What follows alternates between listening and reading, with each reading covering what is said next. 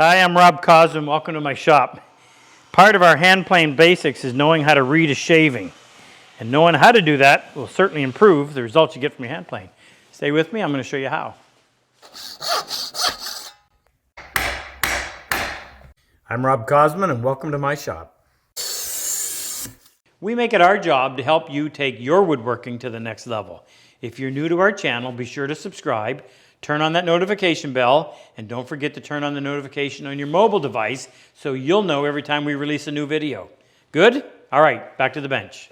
So knowing how to read a shaving, essentially, looking at the results of what your plane has done and being able to diagnose whether or not there's an issue, is what's going to take your woodworking to the next level, at least your plane to the next level. In fact, that's where you get to a point where you can replace almost all of your sanding. Now, I'm going to work under the assumption that you already know how to sharpen and you already know how to set up your plane. I've got 2 videos on those topics. I highly suggest that you watch those first. We'll leave a link below, and we're going to pick it up right there. Blades installed, fresh edge. First thing that you'll see me do regularly is run a little bit of wax on the sole of the plane, and the primary reason is to reduce the friction, so my effort is spent pushing the blade through the wood instead of pushing the plane over the wood. First thing I'm going to do when the blade is in place after putting wax on there is I'm going to advance that blade. Spin your adjuster until the blade shows up. Now, if I'm looking down the sole and tip it just a little bit, the blade appears as a thin black line right here, and I just want to make sure that I see the same amount of exposure. In other words, that thin black line is the same thickness side to side. If it isn't, make those adjustments with your lateral adjustment lever. That's this thing sticking underneath your blade. One way or the other, it'll twist the blade.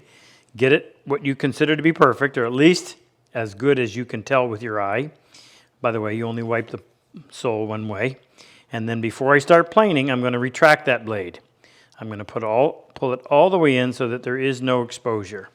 Now I could run my hand over that, and I'm not going to cut myself. Now I'm ready to take this to the wood. Blade is fully retracted. I'm going to start planing, and while I'm planing, I'm going to start spinning that adjuster. And I'm going to watch to see where the very first bit of shaving appears. Okay, I'm a little bit heavy on the left side, so I'm going to make my lateral adjustment movement. I'm going to push it toward the left side just slightly, and that will, because the pivot point is in here, that will do this, putting the right side down a little bit deeper. And that's starting to appear. That actually looks pretty good. At the end of that board, it appeared that my shaving was uniform width side to side. So 90% of the time, what we're looking for the shaving to tell us is the blade parallel to the sole. If it isn't, you're going to be taking off more from one side or the other. That's going to throw that edge out of square. Or if it's on a wide panel, that means your blade is going to dig in on one side or the other and leave heavy plane tracks. So as I start to plane, I look at this. Now this is pretty straight grain wood. This is actually yellow cedar. That appears to be pretty uniform side to side. If it started to veer off to one side, if it went to my right, I would suspect this side as being a thicker shaving. If it went to the left, I would expect this to be a thicker shaving. But as I continue to push this, that looks pretty good. And as I said, 90% of the time, what you're wanting is to have that blade perfectly parallel to the sole. That's your best bet for keeping that edge nice and square or planing a wide panel and not having any plane tracks. All right, now let's see if we can get this to happen. First, I'm going to do this a little bit, and I'm going to show you exactly what I mean. As we bring this blade out, as the shaving comes out, it's not falling to one side or the other. It's pretty much staying right in the middle. That's ideal. Now I'm going to set the blade a little heavier on one side and see if we can see a bit of a difference in the way that performs.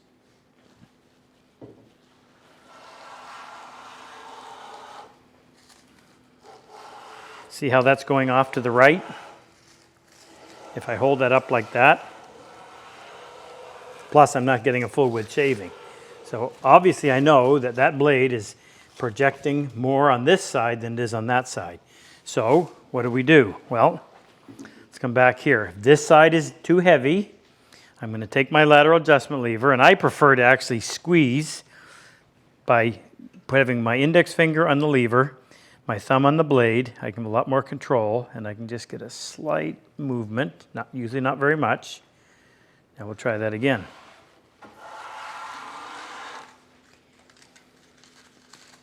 Try not to influence the shaving. Okay, now look what's happening.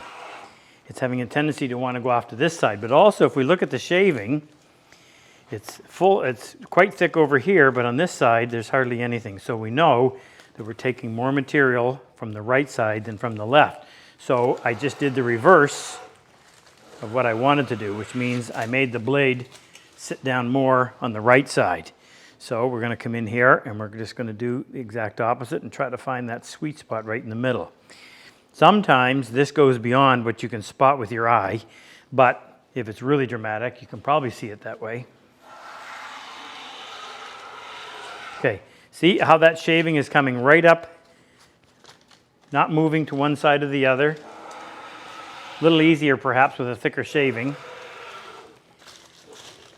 Now I would suspect if I were to measure that I would get the same thickness here as I do there. It gives me a full width shaving. Okay, so what we're going to focus on now is the thickness of the shaving, and there's a reason why, and I'm going to explain that at the end, but you'll hear the difference in the sound as well as the sight. So there's a relatively thick shaving. Now I'm going to pull the blade in a little bit.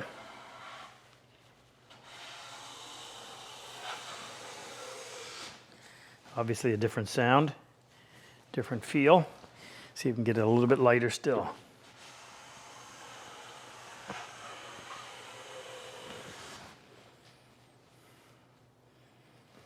Okay, that's even thinner. So if you're dealing with figured wood, if you get a nice thin shaving, very, very minimal projection of the blade, sharp blade, you can usually get a flawless surface. But that same sharp blade on a thick shaving and the fibers will tear.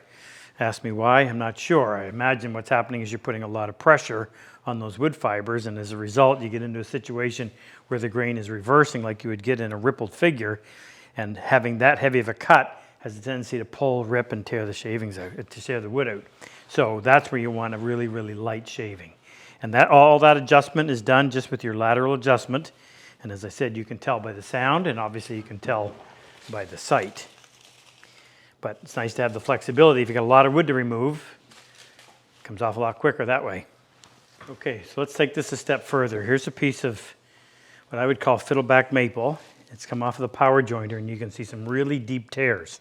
Now, in order to get this finished, we have to take this entire surface down to that lowest point. So, as I said, even with a sharp blade, you can still get tears, but let's see how long it takes us to get this the way we want. And we'll watch the shaving to see how it progresses. So I'm advancing until I start to pick up.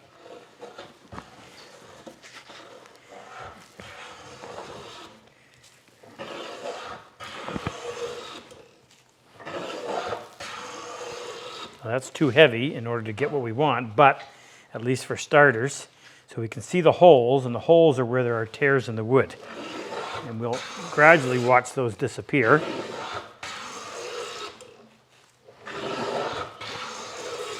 And as I get through the really big ones, I can start to pull the blade in and get greater and greater control over the surface, or the quality of the surface.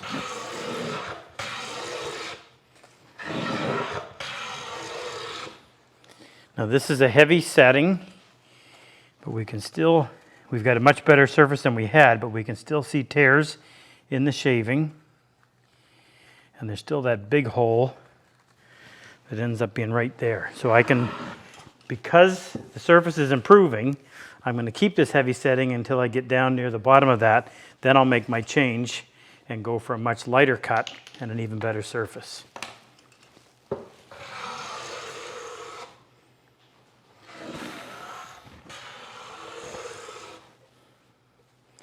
Let's have a look at this.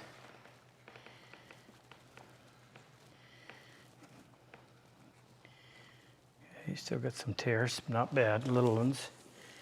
I also think we're a little bit heavy on the left side, so I'm going to make a slight adjustment that way.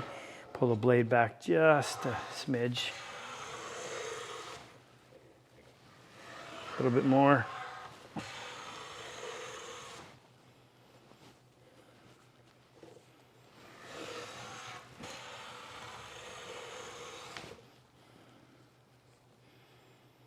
Okay. Now if we look at that, we don't have any imperfections.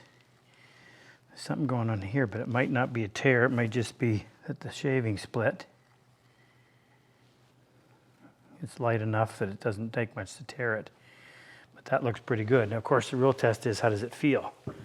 Well, that's nice and smooth. I'm going to take another pass just to verify it.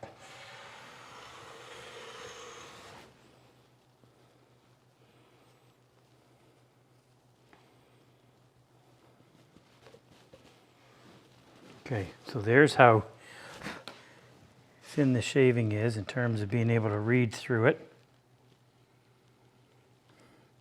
And by the look of it, that's a good surface. No sanding required. Okay, in this exercise, if I want to square this edge to this face, the first thing that has to happen is I've got to make sure that this edge is flat from here to here. And it's only then I can adjust it to be square to this surface. So what I'm going to do is start planing, and I'm going to watch my shaving. I'm going to make this a little bit heavier.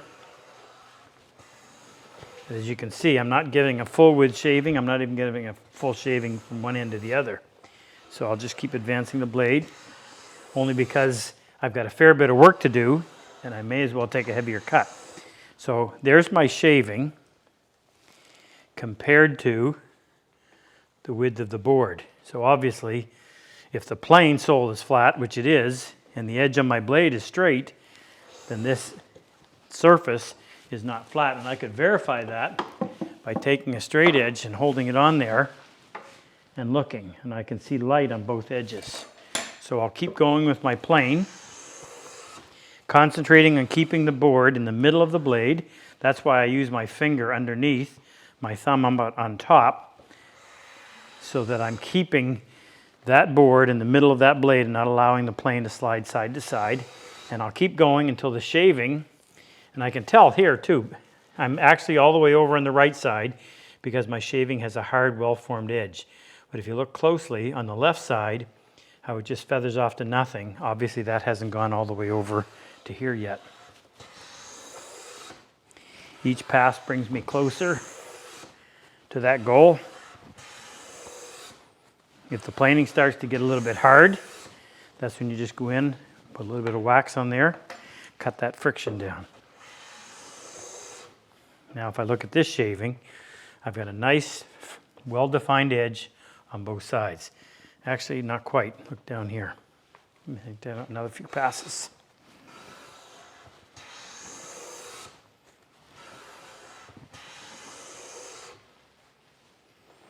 Okay, that's better. Nice sharp edges, both sides, full width. So now I know that that surface is flat, and now I can go about the work of actually getting this surface and that surface square to one another. So as I put my square on this face and drop that down, what I see is no light here but light here, and I can actually rock my square. So I know that this side is high, this side is low. So I'm going to use my plane and the way that it's built to my advantage. Blade doesn't go all the way side to side. So this is my high side, this is my low side. I need to bring the high side down to the low side. If I plane, keeping the side of the plane flush with the edge of the board, that means my blade is going to take a cut from here to about there. And depending on how much this is out, I'll continue to take this high side down until I correct the problem. So what I'm going to do is just reach across, holding the plane flush with the outside edge. Now I'm taking a shaving that obviously is not the same width as the board because the plane is preventing the right side from cutting all the way over. Depending on how bad it is will determine how many times I do this. Again, I'm getting a shaving that tapers off to nothing on the right, has a nice clean sharp edge on the left. Now at that point, I think I may have taken enough, but before I check it, I've got to go in, I've got to correct the surface because it is no longer flat from here to here. So what I'll now do is move the board back over to being in the middle of the blade, watching my shaving until I get a full width shaving again. I'm going to take a second one just to make sure. Okay, that's sharp on both sides. Now I'll go in, put my square on the face, drop that down. Still see just a little bit of light. Obviously I didn't go enough, so I'll repeat that process. Maybe do 3 or 4 passes this time.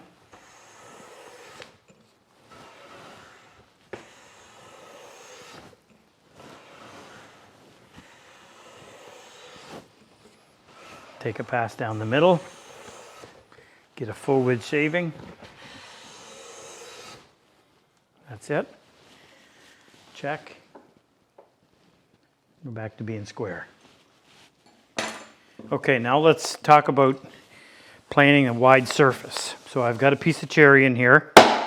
Just drive those dogs down so it pulls it tight to the bench. Now, I've addressed my blade so that I feathered the corners, and that's covered in our 32 seconds to sharp video that we've referenced below. So obviously I can't do this in one pass. So it looks like 1 pass, 2 pass, 3 pass. So if I were to draw that on here, first pass is going to come to about here. Second pass is going to overlap it. So the second pass will actually go from about here to here.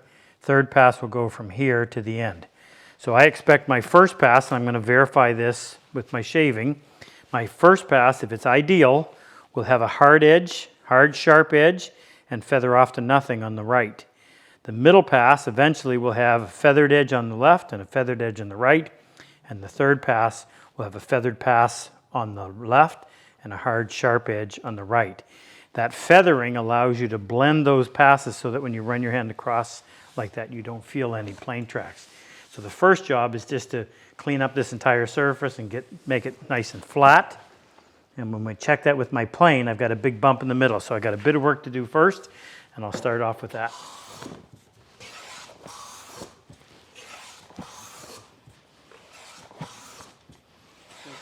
Okay, I've got it flat. I check it with the edge of my plane. I don't see any light all along. But what I have discovered, and this is probably the most practical use of reading your shaving, watch what happens when I take a pass. See how it's shredded? So what's happened is my edge has started to break down. And when the edge breaks down, you start to get serrations in your shaving. Now it'll still cut, and I can still do this prep work, but I'm not going to get a finished pass with a blade like that. So at that point, it's time to take the blade out, resharpen, and go back to the job. Okay, freshly sharpened blade in place. So I've got my work down to where I want it, which is flat. Now I just got to go in and put that finished surface on it. So I'll start with the blade fully retracted. Start advancing the blade while, this is the reason why I like this style of plane. I can advance that blade while I'm planing, and that way I can sneak up on it. Now I'm pulling a shaving on the right and nothing really on the left, so I'm just going to make a slight correction by moving the lateral adjustment lever.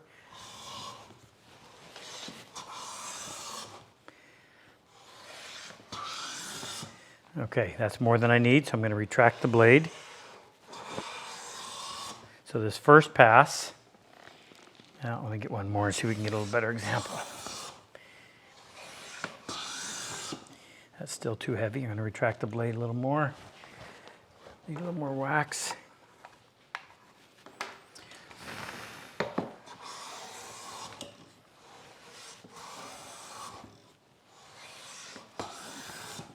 So what we're trying to avoid are what we call plane tracks. And plane tracks are just overlap marks where the edge of the blade left a ridge. So first pass, or the first pass of this final sequence, I'm going to have the blade skewed, the plane is skewed somewhat, so I'm reading a wider swath. I'm going to have this edge of the blade hanging over, because I don't want to miss a little strip out here. So I'll make my pass. Now, defined edge over here. Nothing on that side. That means I can then overlap that one with the middle pass, and the middle pass has no defined edge on either side. And then the last pass is going to take that last swath, definitely have the right side of the blade hanging over this side of the board. Okay, same thing. Nice sharp edge over here, well defined, well, not to find over here. Now I should be able to run my hand over there and not detect any plane tracks. And there's no sanding to be done. If you like my work and enjoy my style of teaching, click on any one of these videos and help take your woodworking to the next level. I've always said, better tools make the job so much easier. If you click on the link below, the chisel and plane icon, it'll take you to our site and introduce you to all the tools that we actually manufacture right here in our shop. It'll also give you information on our online and in-person workshops.